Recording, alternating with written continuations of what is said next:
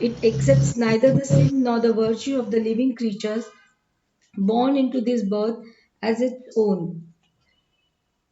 Na na datte kasyachit papam na na kavi na Nachaiva na Sukritam. chaiva sukritam na chaiva sukritam na datte kasyachit papam na chaiva sukritam. It Yeah. preserves its spiritual purity. It is the ego bewildered by ignorance which attributes these things to itself, because it assumes the responsibility of the doer and chooses to figure as that and not as the instrument of a greater power, which is all that it really is. Ajna, Ajnanavritam jnanam tena muhyanti jantavah. Ajnanavritam jnanam tena muhyati jantava. By going back into the impersonal self, the soul gets back into a greater self knowledge and is liberated from the bondage of the works of nature. Untouched by her gunas, free from her shows of good and evil, suffering and happiness, the natural being, the mind, body, life still remain. Nature still works, but the inner being does not identify himself with these, nor while the gunas play in the natural being does he rejoice or grieve. He is the calm and free, immutable self observing all. Very clear, but we will words what he is saying. Okay?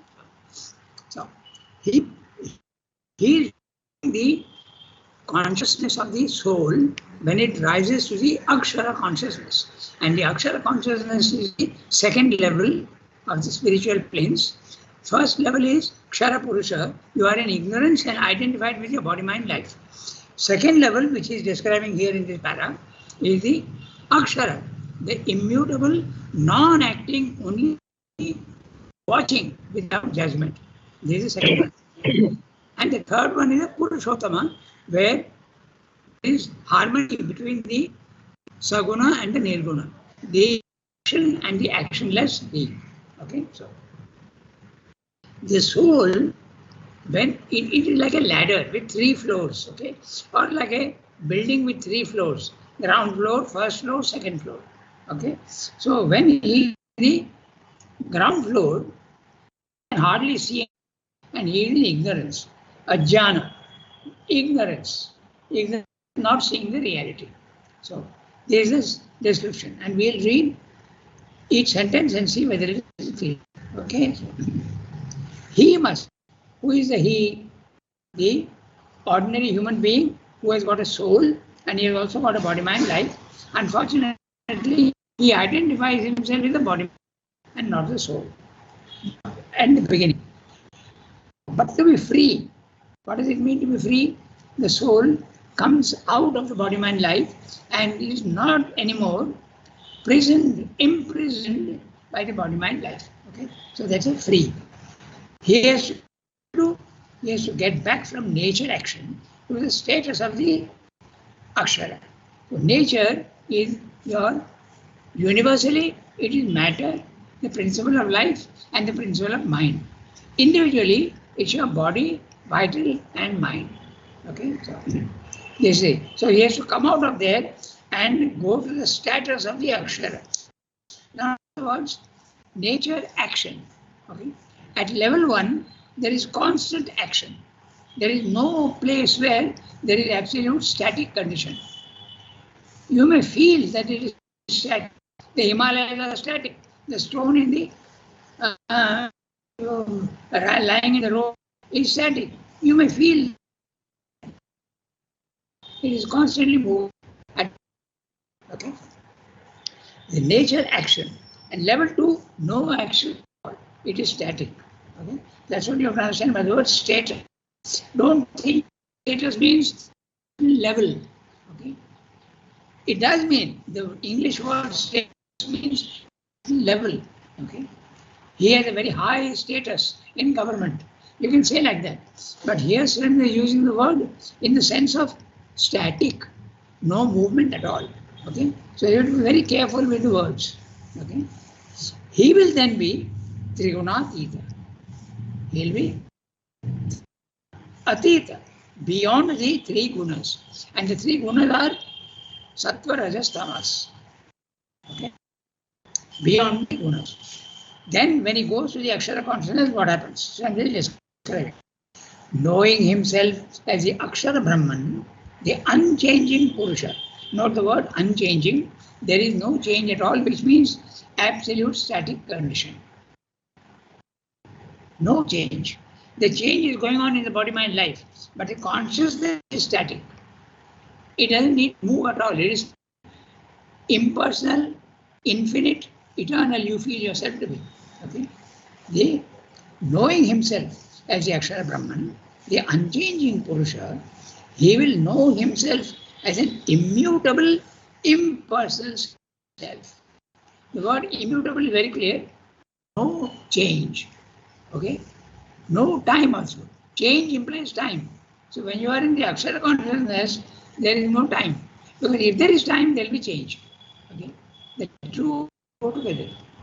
Time means movement, and movement means change. So when you are in the Akshara, no change, immutable, and also impersonal. Now what does that mean? Impersonal means you feel yourself to be everywhere. You are not located in body mind life. But you feel yourself to be unlimited. You are not located in any one particular place. You are all over the place. Ubiquitous, if you want, or omnipresent. Okay, so that's it. He will know himself as an immutable personal self, the Atman. So same way now using the word Atman. In Sanskrit, when you use the word Atman, it means the individual soul, but at the level of the Akshara. Okay. Now, that same soul can be in three places. Okay? As I said, first floor, second floor, third floor. So now he is in the second floor. Okay? He feels himself to be tranquilly observing. Now, what does tranquilly mean? First of all, you are in peace. You are not moving at all. And therefore, you are not judging. A judgment involves a certain sequence.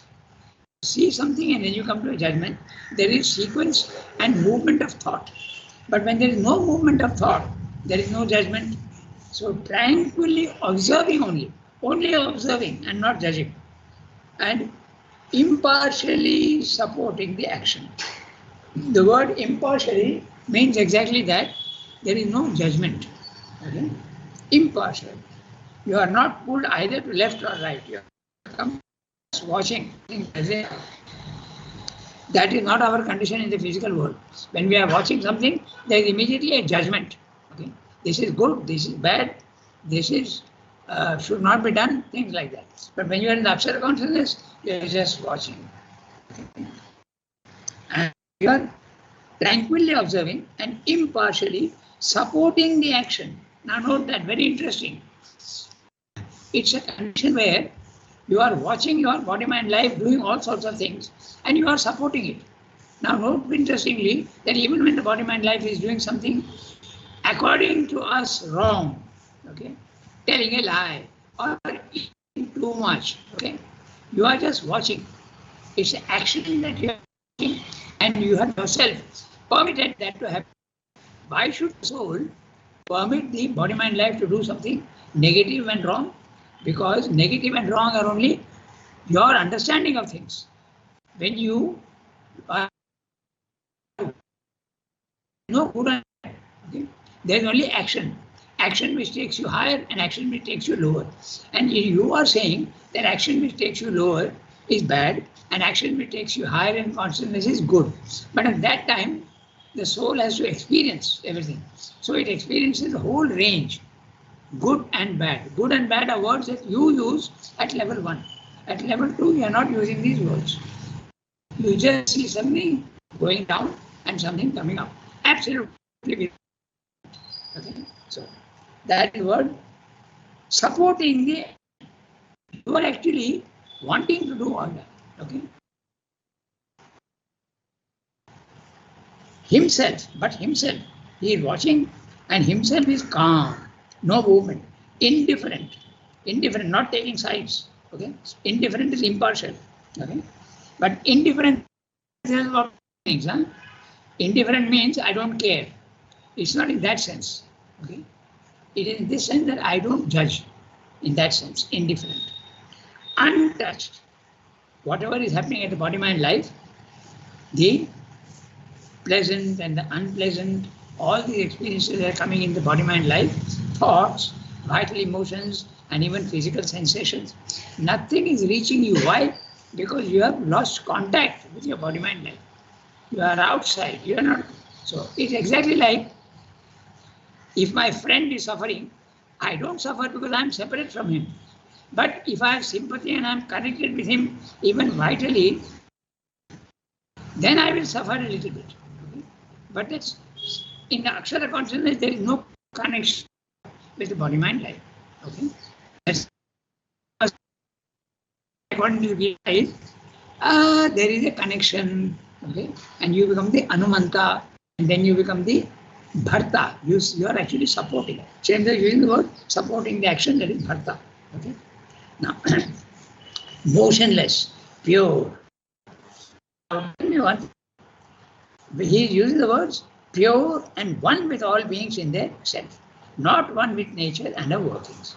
You are not identified with body mind life, you are identified with the essence of everybody else.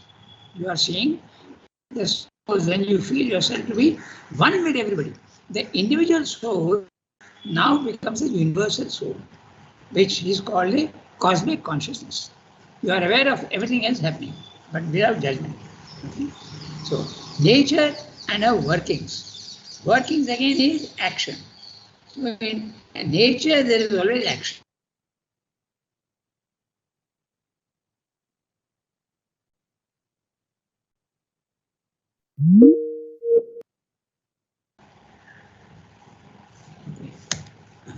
So, I go to the nature.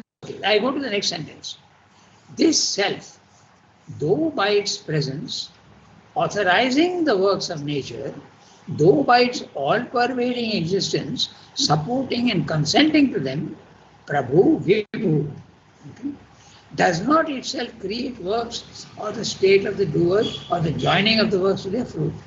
Na kartritvam, na karmani srijati, na karma phala samyogam. So the Sanskrit is na kartritvam, the doing or the doership. Okay. Kartritvam, na karmani. Itself it is not doing anything, it is just watching. Okay. It is not doing. Srijati means to create. It is not creating karma samyoga.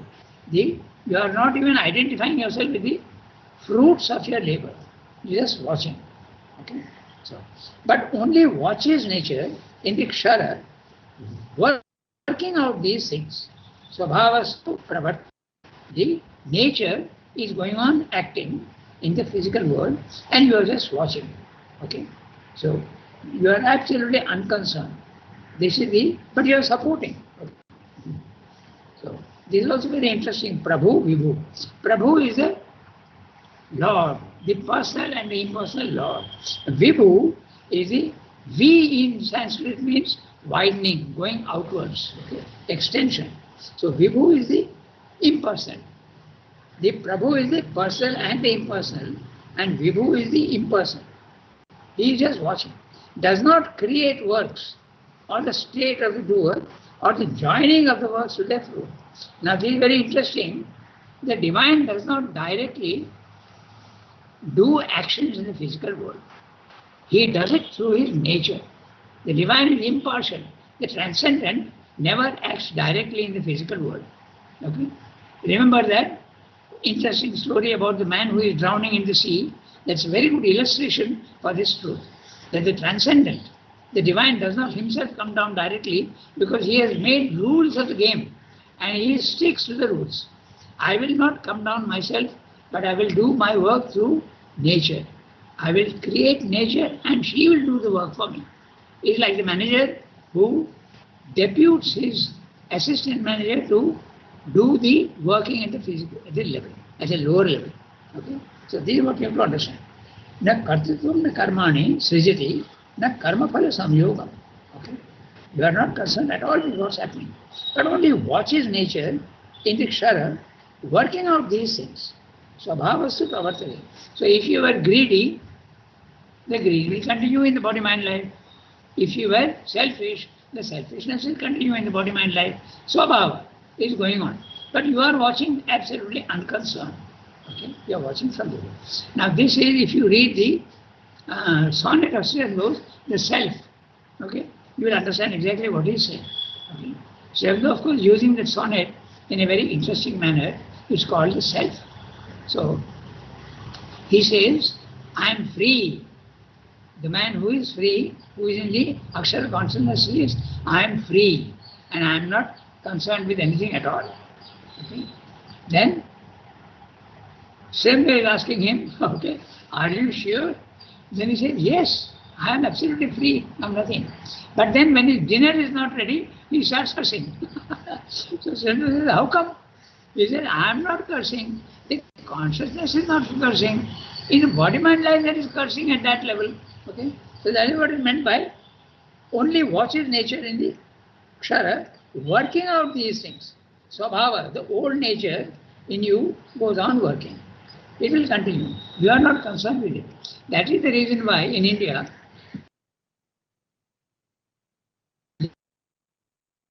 to be liberated, to go to the Akshara consciousness is enough. Don't worry about the body mind life. It is impossible to change it. And you throw it away. Okay? But Gita as well as Ranga go a little further. They go to the third level, third floor, which is the Purushottama. Kshara Purusha, Akshara Purusha, Uttama Purusha, which you reverse and say Purushottama. Okay, so, but only watching nature in Kshara, working out these things. Swabhavastu pravartate. It accepts neither the sin nor the virtue of the living creatures born into this birth as its own. Nadatte na adatte kasyachit papam na chaiva sukritam. It is not concerned at all with good deeds and bad deeds, which are your working. You are calling them good and bad. Okay? To again explain this, I usually give the example of the wind. Okay?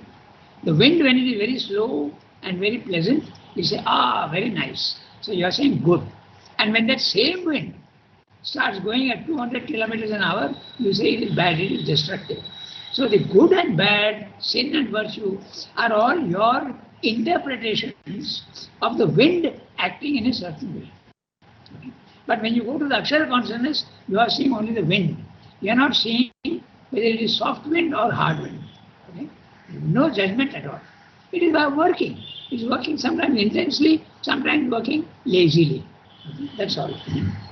Nadatte kasajit papam nachaiva sokritam. Papam, sin on virtue, it is not concerned with at all.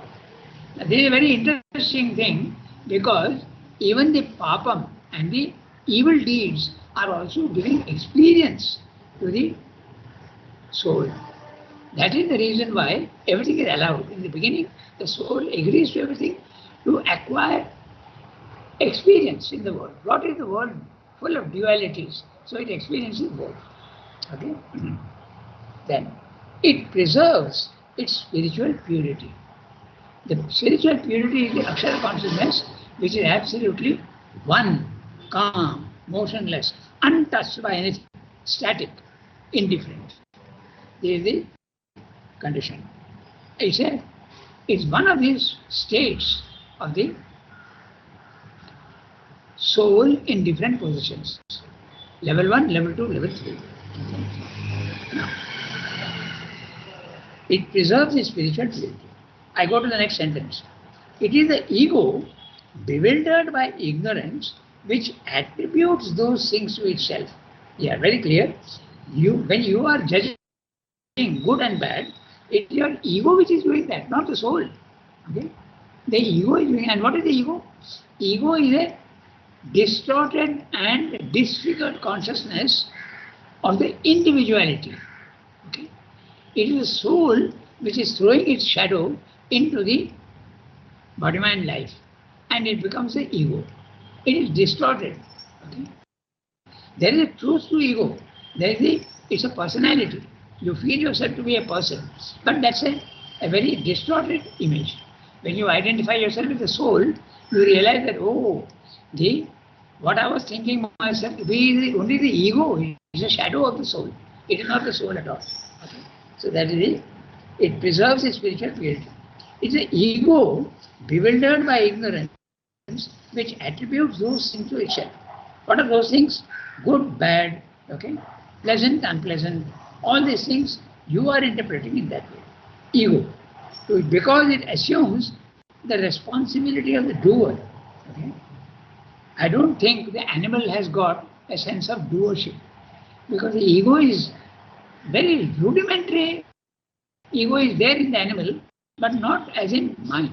Shanto says the ego usually it comes in with the mind. So let's see, the location of the ego is mostly in the mind. It is the ego bewildered by ignorance which attributes these things to itself because it assumes the responsibility of the doer. You feel that you are responsible for these things. So that is why you feel actually you are not doing, but you think you are doing. That's the ego. Okay? When you go to the akshara, you realize that you are not doing anything at all. Okay? So it is the ego bewildered by ignorance which attributes these things to itself because it assumes the responsibility of the doer and chooses to figure as that and not as an instrument of a greater power, which is all that it really is. Ajnanena avritam jnanam tena muhyanti jantava. Ajnanena, by ignorance you are covered. Avritam, jnanam. Okay, the jnanam, the soul is covered by ignorance. Okay? Tena muhyanti jantava. By that, the creature is deluded. Muhyanti, moha. Okay? By going back into the impersonal self, the soul gets back into a greater self knowledge and is liberated from the bondage of the works of nature. Untouched by the gunas, free from our shows of good and evil, not the word show, okay? It's only the good and bad are pretensions, they are interpretations, suffering and happiness. Now I'll go back to the sentence by going back into the impersonal self. Impersonal self is always the akshara, mind you. There is no sense of personality at all in the akshara because you are everywhere. You have lost your ego and your sense of individuality also disappears. You see that only nature is doing everything. So the soul gets back into a greater self-knowledge. Note the word very clearly, greater, not greatest. The greatest will be at the Purushottama level. Okay. In other words, even the spiritual consciousness of the liberated soul, the liberation, okay, is not the last. That is what Gita and Shrivda also point out. Others are thinking it may not be the last, but it's enough for me. Buddha, Mayavada, all these people, they say enough. The soul is free. Why bother about anything else? By going back into the impersonal self, the soul gets back into a greater self knowledge and is liberated from the bondage of the works of nature. Again, works of nature. Nature is constantly working. Untouched by her gunas, free from her shows of good and evil, suffering and happiness. There is neither suffering nor happiness. Note that, huh? There is no happiness also. But there is a calm peace that comes sometimes. Okay? And if you are lucky, it depends on the soul. If you are going to the Akshara consciousness, many things are possible. Okay? You can also, that similarly described in the Life Divine. Okay? So he said, I'll describe that a little bit because it's interesting. Don't think that the Akshara consciousness is only one thing. There can be many experiences depending on the individual. If the individual is experiencing the Akshara consciousness more on the the Sat aspect, okay? The Sat is the substance, the Sat aspect, then you come to a certain conclusion. If you are identifying yourself more with the consciousness, another aspect comes in. If you are identifying yourself with the Shakti aspect, another aspect comes in. And finally, the Ananda. So it depends at the Akshara level, many things can happen. If you are identifying yourself with the consciousness, then you end up with the Sankhya philosophy. The consciousness is pure and the world is only mechanical energy. Purusha Prakriti. That you end up with if you are concentrating more on the energy aspect. But if you are leaning more towards the Shakti aspect, okay, that is again another the, the tantric method. Okay, so that becomes more the other thing. Then, when you identify yourself fully with the Ananda aspect, you end up with the Vaishnavism. The divine is playing in the physical world. So the Akshara consciousness is not something static and only one-sided. It can be many things. But mostly it is the impersonal aspect of the what you call this nirvana consciousness. The world is mechanical energy and I am pure consciousness, but I am static. That's a condition. Okay. By going back into the impersonal self, the soul gets back into a greater self-knowledge and is liberated from the bondage of works, untouched by her gunas, free from her shows of good and evil, suffering and happiness. The natural being, which is very clearly saying, the natural being, inner, the natural being, mind, body, life, still remain and they continue to do what they are doing. Nature still works. Okay? You have completely separated yourself from your body mind life. Body mind life continues to do the whatever it was doing earlier. But the inner being does not identify himself with these, nor while the gunas play in the natural being does he rejoice or grieve. There is neither happiness nor suffering. He is a calm and free, immutable self, observing all. Okay, so we have got 9 minutes left. We can read the next paragraph. I can't see who is there and who is not there. So I don't know if. I can read them now. Okay. Okay, go ahead, Tarika. Go ahead. Is this the last Is stage? this, is this the last stage, the Yes. utmost possibility, the highest secret? It cannot be. Since this is a mixed or divided, not a perfectly harmonized status, a double, not a unified being, a freedom in the soul, an imperfection in the nature. It can only be a stage. What then is there beyond it? One solution is that of the sannyasin, who rejects the nature, the action altogether, so far at least as action can be rejected, so that there may be an unmixed, undivided freedom. But this solution, though admitted, is not preferred by the Gita. The Gita also insists on the giving up of actions, sarva karmani samyasya, but inwardly to the Brahman. Brahman in the Akshara supports wholly the action of Prakriti. Brahman in the Akshara, even while supporting, dissociates itself from the action, preserves its freedom. The individual soul, unified with the Brahman in the Akshara, is free and dissociated, yet unified with the Brahman in the Akshara, supports but is not affected. This it can do best when it sees that both are aspects of the one Purushottama. The Purushottama inhabiting all existences as the secret Ishvara controls the nature and by his will, now no longer distorted and disfigured by the ego self. The nature works out the actions by the Swabhava. The individual soul makes the divinized natural being an instrument of the divine will, nimitta matram. He is, even in action, trigunatita, beyond the gunas, free from the gunas, nistraigunya. He fulfills entirely at last the early injunction of the Gita. Nistraigunyo bhavarjuna. He is indeed still the enjoyer of the gunas, as is the Brahman, though not limited by them. Nirgunam gunabhoktara cha. Unattached, yet all supporting, even as is that Brahman, Ashaktam Sarvabhrit. But the action of the gunas within him is quite changed. It is lifted above their egoistic character and reactions. For he has unified his whole being in the Purushottama, has assumed the divine being and the higher divine nature of becoming, Madhava, has unified even his mind and natural consciousness with the divine, Manmana Madchittaha.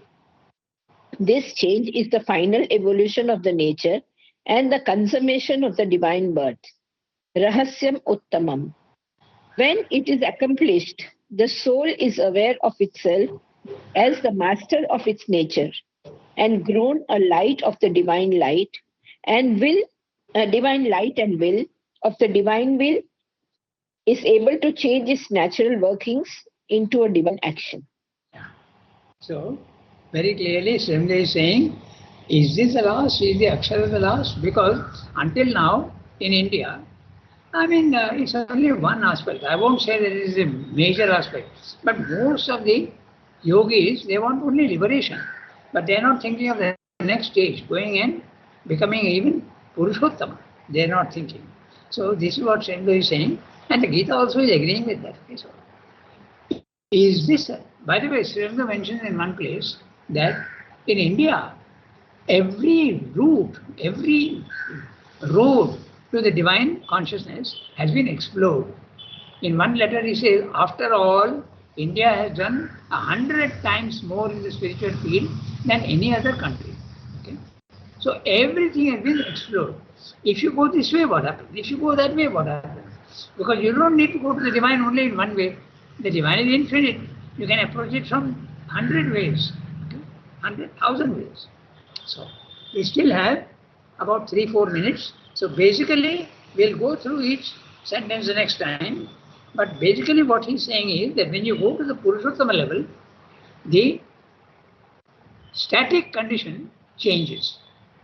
In the first one, you think that you are doing the action. When you go to level 2, the second floor, you think that you are not doing the action. You realize you are not doing the action. But when you go to the third level, you get a power to also change your body, mind, life and do the action by ordering your nature to do what you have to do. Okay? So then a divine consciousness becomes possible even while living in the body, mind, life.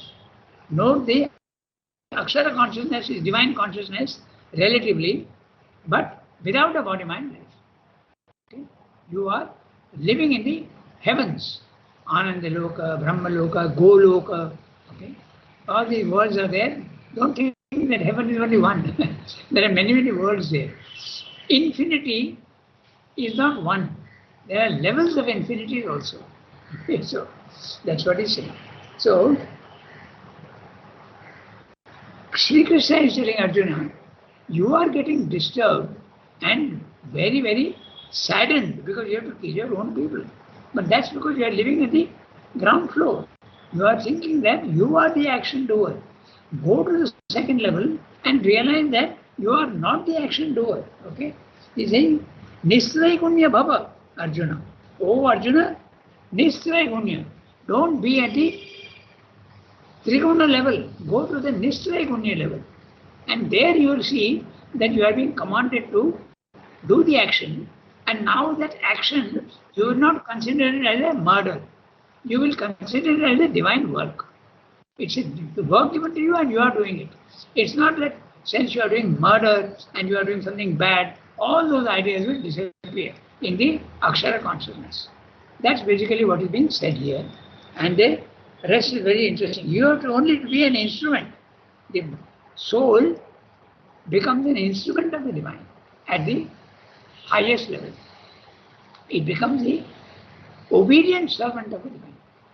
So we will stop here But today. Ranga, this is also a little this thing idea, no, that those who are not ready and they start feeling and saying that I am not the doer, Ah. then what happens? When you realize that you are not the doer, most people, as he's pointing out here, the sannyasin, he thinks it's enough. He is not interested. The idea that he can be a divine instrument doesn't even occur to him. They are very satisfied with that level. Okay, there are many Hmm. people. Okay, there are people who, when they are a poor person, and they get a salary of 2 lakhs a month. They are very satisfied. But there are people who say, no, 2 lakhs is not enough for me. I want 10 lakhs. I want a crore. Okay. So it depends. That's exactly what happens to the sannyasi. He's satisfied with liberation. Okay. That's all. That was your question, Tarika? Not really.